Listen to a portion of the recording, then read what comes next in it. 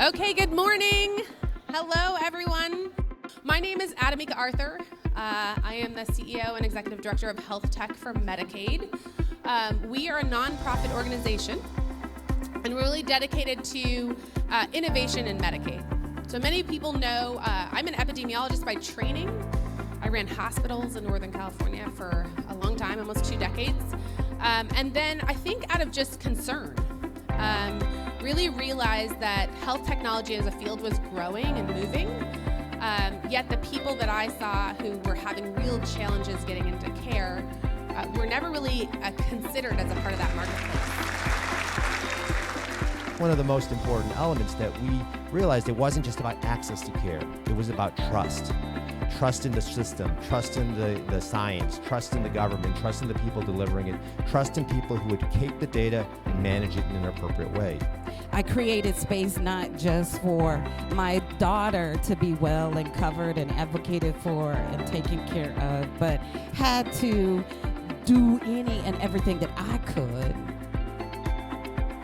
to create space for other families and other women who look like me. What is the role that data plays in improving the quality of lives for Black and brown women? Well, it plays an important part, but only if we, to Adamika's theme for today, disrupt what we consider to be important data, right? I mean, what we have has been an over-focus on clinical outcomes.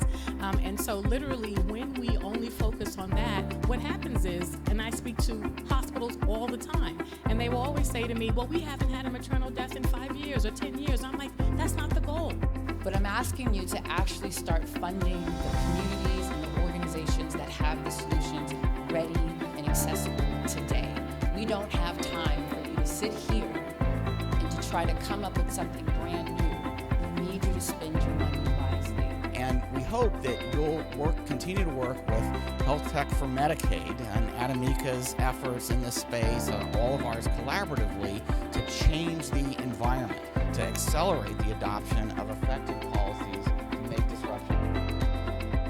It's more about not only having people at the table, but paying people to be at that table, inviting them to be on the team, paying them for their knowledge, and including them in the success of what we're creating. I mean, the time is now.